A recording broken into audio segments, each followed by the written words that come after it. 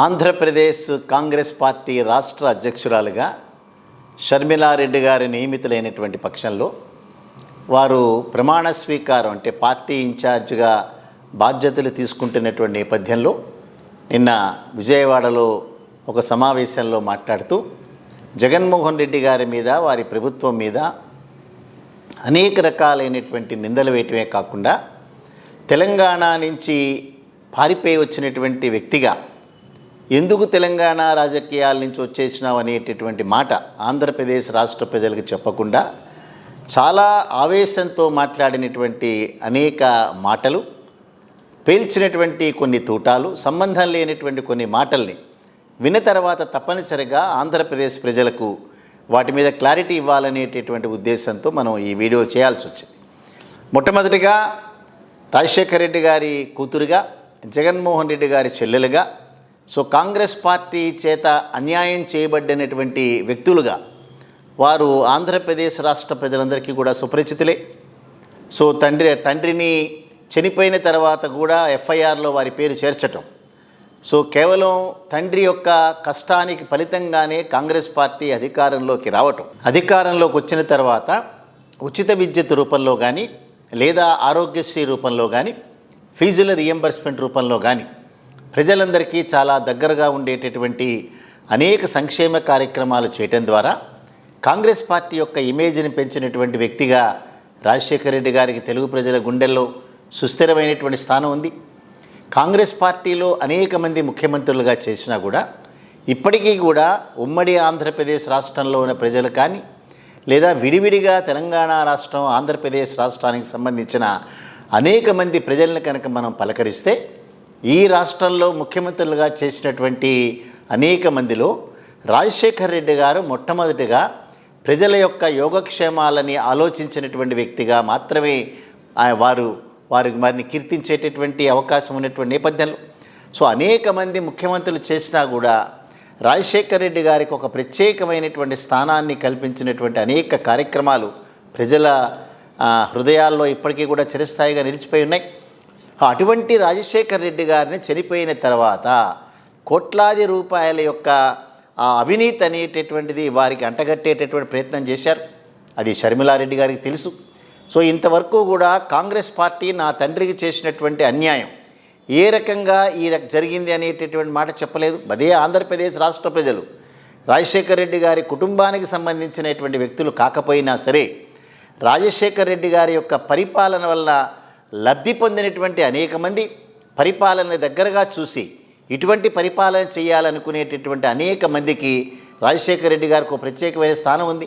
అందుకనే కాంగ్రెస్ పార్టీ మీద ఇప్పటికీ కూడా అనేక మంది ప్రజలకు కోపం ఉందనంటే రాజశేఖర రెడ్డి గారికి కాంగ్రెస్ పార్టీ చేసినటువంటి అన్యాయం ఆ ఫలితం. రెండోది, జగన్మోహన్ రెడ్డి గారిని దాదాపుగా 16 నెలల పాటు అది బెయిల్ వచ్చేటటువంటి అవకాశం ఉన్నా కూడా ఏ రకంగా బెయిల్ రాకుండా కాంగ్రెస్ పార్టీ తన అధికారాన్ని దుర్వినియోగం చేసింది అనేటటువంటిది షర్మిలారెడ్డి గారికి అది క్లియర్గా తెలుసు. అనేక సందర్భాల్లో వారే మాట్లాడినారు. అటువంటిది జగన్ రెడ్డి అనేటటువంటి సంబోధనతో మాట్లాడుతూ లేనిపోయినటువంటి ఆరోపణలు చేయటం అనేటటువంటిది ఆంధ్రప్రదేశ్ రాష్ట్ర ప్రజలెవరూ కూడా సమ్మతించేటటువంటి అంశాలు కావు. అటువంటి కాంగ్రెస్ పార్టీకి అధ్యక్షురాలుగా నియమించినది మాట్లాడ తెలంగాణ రాష్ట్రంలో వారు పార్టీ పెట్టిన తర్వాత నేను తెలంగాణ రాష్ట్రంలోనే పుట్టాను, తెలంగాణ రాష్ట్రంలో పెరిగినాను, ఇక్కడే నేను వివాహం చేసుకున్నాను, అంచేత ఈ రాష్ట్రంలో రాజకీయాలు చేయడానికి నాకు సంపూర్ణమైనటువంటి హక్కులున్నాయి, ఈ రకమైనటువంటి మాటలు మాట్లాడిన తర్వాత ఒక్క ఎన్నికల్లో కూడా పార్టిసిపేట్ చేయకుండా, అది బై ఎలక్షన్ కానీ లేదా లోకల్ బాడీస్కి జరిగేటటువంటి ఏ ఎన్నికల్లో కూడా పార్టిసిపేట్ చేయడానికి భయపడినటువంటి వ్యక్తి ఆమె. పాలేరు నియోజకవర్గం నుంచి నేను ఎమ్మెల్యేగా కంటెస్ట్ చేయబోతున్నాననేటటువంటి అనేక సందర్భాల్లో చెప్పిన తర్వాత ఎమ్మెల్యేకి సంబంధించిన అసెంబ్లీ నియోజకవర్గానికి సంబంధించిన ఎన్నికలు రాగానే భయపడి పారిపోయి కాంగ్రెస్ పార్టీకి అమ్ముడుపోయినటువంటి వ్యక్తిగా షర్మిలారెడ్డి గారికి తెలంగాణ రాష్ట్రంలో పేరుంది.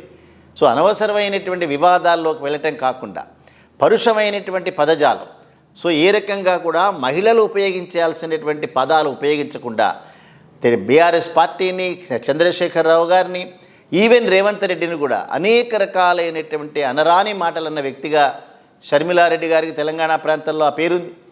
ఎవరికీ చెప్పకుండా చాప చుట్టేసి కాంగ్రెస్ పార్టీకి అమ్మేసి తర్వాత ఆంధ్రప్రదేశ్ రాష్ట్రానికి వెళ్ళి అధ్యక్షురాలుగా చచ్చిపోయినటువంటి కాంగ్రెస్ పార్టీకి బతికించేటటువంటి ప్రాసెస్లో వారికి ఎవరు పడితే వారికి అధ్యక్ష పదవులు ఇచ్చేటటువంటి అవకాశం ఉన్న నేపథ్యంలో మీకు ఆ పదవి వరించింది. సో అక్కడికి వెళ్ళగానే అనేక రకాలుగా భాషలో కానీ వారు మాట్లాడినటువంటి విధానంలో కానీ చాలా తప్పుడు మాటలు మాట్లాడినటువంటి వ్యక్తిగా నిన్నటి సమావేశం అనేటటువంటిది ముగిసిందని చెప్పక తప్పదు. సో మొట్టమొదటిసారిగా రాబోయేటటువంటి ఎన్నికల్లో మీరు 175 నియోజకవర్గాల్లో కంటెస్ట్ చేయాలనేటటువంటి కోరిక ఉన్నవాళ్ళు కాబట్టి ఆంధ్రప్రదేశ్ రాష్ట్ర ప్రజలకి 5 ప్రశ్నలకు మీరు సమాధానం ఇచ్చిన తర్వాత మాత్రమే ఆంధ్రప్రదేశ్ రాష్ట్రంలో ఓటు అడగాలనేటటువంటిది వాళ్ళ ప్రజలు అడుగుతున్నది. మొట్టమొదటిగా ఆంధ్రప్రదేశ్ రాష్ట్రంలో కాంగ్రెస్ పార్టీకి సంబంధించినటువంటి అనేక మంది వ్యక్తులు, పార్లమెంటులో ఉండేటువంటి ఉండవల్లి అరుణ్ కుమార్ లాంటి వ్యక్తులు కానీ, రాజగోపాల్ లాంటి వ్యక్తులు కానీ అనేక మంది ఆ బైఫర్కేషన్ అనేటటువంటి దాన్ని సరైనటువంటి రీతిలో చేయమని వారి అభ్యంతరాలు పెట్టినప్పుడు తలుపులన్నీ మూసివేసి ఎక్కడా ఓటింగ్ జరగకుండా ఉండవల్లి అరుణ్ కుమార్ గారి మాటల్లో చెప్పాలంటే డివిజన్ అనేటటువంటి దాన్ని డిమాండ్ చేసినటువంటి సందర్భంలో బయట ప్రపంచానికి లోపల ఏం జరుగుతుందో తెలియకుండా దాన్ని మాయ చేసి బైఫర్కేషన్ చేశారనేటటువంటి వారి ఆరోపణకి షర్మిలారెడ్డి గారి సమాధానం చెప్పాలి. ఏ రకంగా తలుపులు మూసి బైఫర్కేషన్ చేశారు ఇంతకుముందు ఎప్పుడు కూడా జరగలేదు. సో మొట్టమొదటిగా వారు ఆ ప్రశ్నకు సమాధానం చెప్పి తర్వాత ఓటు అడగాలి. రెండవ ప్రశ్న కనుక మనం అనుకుంటే ఆంధ్రప్రదేశ్ రాష్ట్రానికి తీరనటువంటి అన్యాయం చేసి వారికి క్యాపిటల్ లేకపోవటం, వారికి అగ్రికల్చర్ రాష్ట్రంగా ఉన్న వాటికి వనరులు లేకపోవటం, సో స్పెషల్ స్టేటస్ అనేటటువంటి దాన్ని పార్లమెంటులో రాజ్యసభలో ఆమోదించిన తర్వాత కూడా అది చట్టంలో ఉదహరించకపోవటం ఎందుకు చేయలేదో ప్రజలకు సమాధానం చెప్పాలి.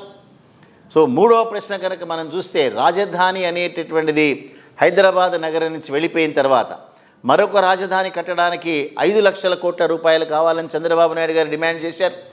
వెంకయ్య నాయుడు గారు అయితే అసలు మొత్తం అన్నిటికీ మేమే భరిస్తామని చెప్పారు. మన్మోహన్ సింగ్ గారు రాజ్యసభలో మాట్లాడుతూ తీరనటువంటి అన్యాయం జరిగినటువంటి ఆంధ్రప్రదేశ్కి మేమే సహాయం చేస్తామన్నారు. ఏ రకంగా కూడా ఆంధ్రప్రదేశ్ క్యాపిటల్కి ఏ రకమైన సహాయం చేయలేదు అనేటటువంటి మీరు సమాధానం చెప్పాల్సిందే దానికి. సో నాలుగో ప్రశ్న కనుక మనం చూస్తే నేషనల్ క్యాపిటల్ స్టేటస్ అనేటటువంటిది అంటే జాతీయ హోదా అనేటటువంటిది ప్రకటించిన తర్వాత కూడా పోలవరం అనేటటువంటి ప్రాజెక్టులు నిధులు ఇవ్వకుండా ఉండేటటువంటి సందర్భంలో ఎందుకు వాటి మీద మీరు చేయలేకపోయినారనేటువంటి కాంగ్రెస్ పార్టీగా సమాధానం చెప్పాలి. అదే రకంగా ఐదో ప్రశ్నగా కనుక మనం చూస్తే కేవలం 42-43% వరకు కూడా కాంగ్రెస్ పార్టీ ఓటు అనేటటువంటిది ఆంధ్రప్రదేశ్ ఉన్న సందర్భంలో అది 0.08కి పడిపోయినటువంటి సందర్భంలో ఎందుకు పడిపోయిననేటటువంటిది ఆత్మవిమర్శ చేసుకుని ఆంధ్రప్రదేశ్లో ఉన్న ప్రతి ఒక్క సాధారణమైన వ్యక్తి కూడా మాకు అన్యాయం జరిగింది కాంగ్రెస్ పార్టీ ద్వారా అనేటటువంటి దానికి సమాధానం చెప్పాలి.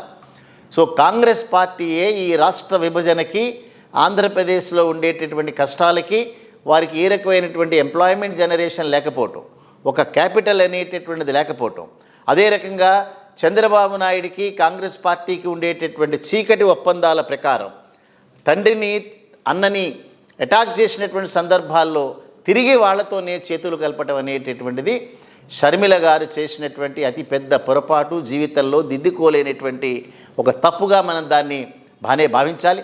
అదే రకంగా మణిపూర్కి సంబంధించినటువంటి క్రైస్తవుల మీద జరిగిన దాడి వారు వివరించారు. రాహుల్ గాంధీ గారు కూడా మణిపూర్ సందర్శించారు. వారు ఎందుకు మాట్లాడలేకపోయినారు క్రైస్తవుల మీద దాడి జరిగిందని? అదే మీరు తెలంగాణ రాష్ట్రంలో మణిపూర్లో జరుగుతున్నటువంటి హింస జరుగుతున్న సందర్భంలో మీరు కూడా పాదయాత్ర చేసినారు. సో తెలంగాణ రాష్ట్రంలో అనేక బహిరంగ సభల్లో మాట్లాడినారు. ఎందుకో మరి మీరు మణిపూర్ ఎందుకు వెళ్ళలేకపోయినారు? జగన్మోహన్ రెడ్డి గారు మణిపూర్ ఎందుకు వెళ్ళిన తర్వాత మాట్లాడదామా. కానీ మీరు కూడా ఒక రాజకీయ పార్టీ స్థాపించి అనేక సందర్భాల్లో కేసీఆర్ గారిని, బీఆర్ఎస్ పార్టీని, అనేక పార్టీల్ని విమర్శించినటువంటి సందర్భంలో మీరెందుకు మణిపూర్లో జరుగుతున్నటువంటి హింస గురించి కానీ, మణిపూర్లో జరుగుతున్నటువంటి క్రైస్తవుల మీద దాడి కానీ, మీరు కూడా క్రైస్తవులకు సంబంధించిన వారే. నేను జగన్మోహన్ రెడ్డి గారిని నువ్వు క్రైస్తవుడు కాబట్టి అన్నారు. మీరు కూడా క్రైస్తవులే. మీరెందుకు దాన్ని విమర్శించలేకపోయినారు? మీరెందుకు మణిపూర్లో జరిగేటటువంటి హింస గురించి మాట్లాడలేకపోయినారు? మీరెందుకు మణిపూర్ని సందర్శించలేకపోయినారు? సో అవకాశవాద రాజకీయాల్లో మునిగి తేలేటటువంటి మీరు తప్పనిసరిగా రాష్ట్ర ప్రజల చేత చీదరించుకోవటం తప్ప, తిరస్కరించుకోవటం తప్ప ఇంకొకటి జరిగేది కానే కాదు. తెలంగాణ రాష్ట్ర ప్రజలు తరిమిన తర్వాత వచ్చినటువంటి వ్యక్తిగా మిమ్మల్ని మీరు గుర్తించుకోబడతారు. ఆంధ్రప్రదేశ్ రాష్ట్రానికి మీకు సంబంధం లేదు. ఎప్పటి నుంచో మీరు హైదరాబాదులోనే స్థిర నివాసం ఏర్పరచుకొని హైదరాబాదులోనే మీ యొక్క జీవితాన్ని మీరు కంటిన్యూ చేసిన సందర్భంలో ఒక చంద్రబాబు నాయుడు లాగా, ఒక పవన్ కళ్యాణ్ లాగా మీరు కూడా హైదరాబాదులో స్థిర నివాసం ఏర్పరచుకున్న వ్యక్తులే. ఆంధ్రప్రదేశ్ రాజకీయాలతో మీకు సంబంధం లేదు. ప్రజలందరూ ఇవన్నీ కూడా గమనించట్లేదని మీరు అనుకుంటే తప్పనిసరిగా 2024లో జరిగేటటువంటి ఎన్నికల్లో మీకు సరైనటువంటి రీతిలో బుద్ధి చెప్పడానికి ఆంధ్రప్రదేశ్ ప్రజలు సిద్ధంగా ఉన్నారనేటటువంటిది మీరు గమనించాలి. సో భారతీయ జనతా పార్టీ అనేటటువంటి బూచిని చూపించో వారితో మీరు మిలాఖత్ అయినారని ఒక ఆరోపణ చేయటం అనేటటువంటిది రాష్ట్ర రాజకీయాల్లో భారతీయ జనతా పార్టీకి, జగన్మోహన్ రెడ్డి గారి వైసీపీకి ఏమాత్రం సంబంధం లేదు.